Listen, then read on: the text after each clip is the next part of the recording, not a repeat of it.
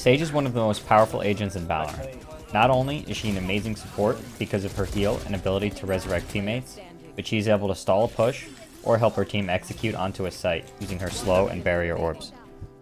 While all of her abilities are incredibly useful, in this video, I only want to focus on her barrier orb and highlight some of the unique ways that Sage can use it to get an advantage.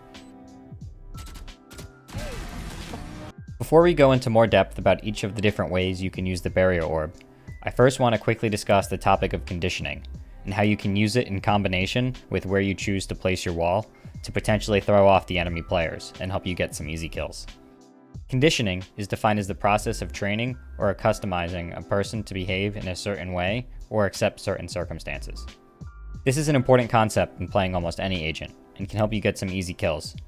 But for the sake of this video, let's only focus on how we can apply it to Sage's barrier orb. For example, if you have been walling mid on split for the past few rounds, the enemy team is going to assume that you're going to continue doing this. If instead, you have an alt player in ropes, you can hold your wall until they make contact to help them get an opening pick, and then use your wall to help them escape and deny the trade. Another example of how you can use conditioning with your Sage walls is by leaving slight gaps in your wall. For example, imagine you're playing defense on Ascent, and for the past few rounds, you have been walling off the choke point like this. The next round, you can instead place the wall slightly away from the edge of the doorway like this, giving you an unexpected angle onto the enemy players.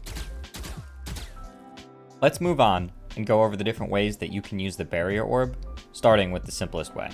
Just walling off a choke point that you do not want the enemy team to be able to quickly pass. This basic type of wall is useful because it can help your team get easy map control of an area and can get some useful intel about the other team's positioning, because they will be forced to make noise if they want to break the wall. On the pistol rounds, the wall is even more difficult to destroy, so make sure to prioritize buying it during these rounds. For example, in this clip, I am defending a site on Ascent, and it is the enemy team's save round, so they are on pistols. Once I see the Sova arrow, I use my wall to prevent what I assume is going to be a rush. Most of the enemy team then rushes up the catwalk to A, but one is lurked A main, and my wall helps me not get caught off guard, and gives me a nice off angle to help defend the rush from the catwalk. They're all trees, literally all four. Spike down A. One enemy remaining. Another way to get more value out of the wall is to cast it vertically. While this only works in certain areas of the map, it is important to know where these types of walls can be placed because they will significantly slow down the enemy team, making it almost impossible for them to push this area of the map. Here are a few popular places to use this type of wall in your own ranked games.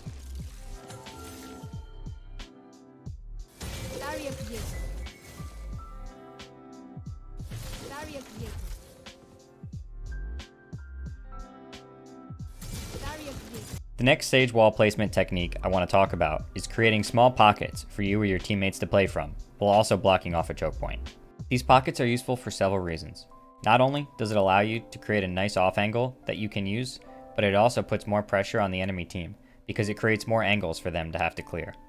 For example, if your team has already planted the bomb on C side of Haven, you can place a wall to block off the garage. If instead, you place the wall like this, just in front of the doorway, it will create a pocket in the back corner and still block the garage exit. This technique can be used all over the place, so make sure to keep this in mind when placing your Sage walls. Another way to use Sage's barrier orb is to boost yourself or teammates into angles that will give them an advantage and be able to catch an enemy player by surprise. When trying walls like this, it's important to keep changing up the boost that you are using. Otherwise, the enemy team will be able to get easy kills by pre-aiming you because you are being too predictable. Some Sage walls are easy to pull off, and all you have to do is stand under the wall preview and cast the ability to be boosted, while others will require you to practice a little bit in a custom game to get down. But it will be worth your time if you want to improve as a Sage player. I will cover the basics of the different techniques needed to place these walls, and give you some examples of how I use them in my ranked games. I also want to give credit to Grim, because to the best of my knowledge, he is the one that popularized these techniques, and his original video taught me how to do this. I will leave a link in the description to that video. The first and easiest out of the techniques I will cover is the backwards crouch wall. This technique is mostly used on Icebox, but it does work in a few other spots and other maps as well. In order to perform this type of boost, come to the edge of a ledge. Looking all the way down, crouch and slowly start to walk backwards. Right before you would walk off the ledge, cast the wall and keep walking backwards to avoid hitting your head.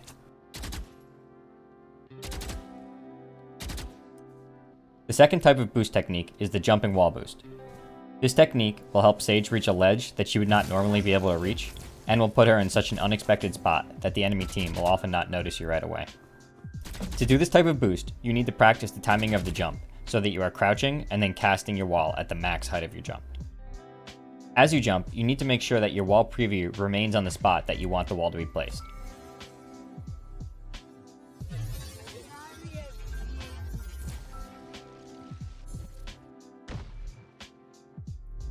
The final boost technique that I want to cover in this video is the extending Sage wall technique. Normally, when a Sage wall hangs over the edge of a ledge, it will only be 2 blocks long. The goal when performing the extended wall technique is to increase the number of ice blocks that the wall will have as it hangs over the edge. In order to pull off this kind of wall, you need to come to the edge of a ledge. Then, shift walk backwards off a ledge and jump right before you're about to fall off. As your feet are about equal to the height of the ledge, cast your wall. It's important to follow or trace the ledge with the wall preview. This technique took me a long time to get down consistently, but being able to pull this off in a ranked game can open up a lot of different and unexpected peaks for you. This will take a lot of tries to get consistent. Don't give up. Let's move on and discuss the final type of wall that I wanted to cover, the one-way wall.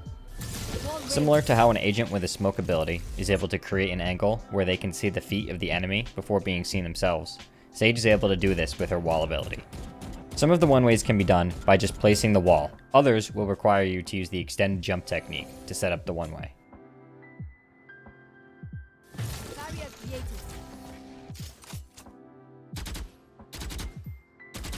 Thanks for watching. If you want to see more content like this, please consider subscribing to my channel. I post videos every Tuesday and alternate between highlights, gameplay videos, and guides like this. I also stream on Twitch a few times a week at twitch.tv/steepsteps, so make sure to come by and say hi. One enemy remaining. He was up top.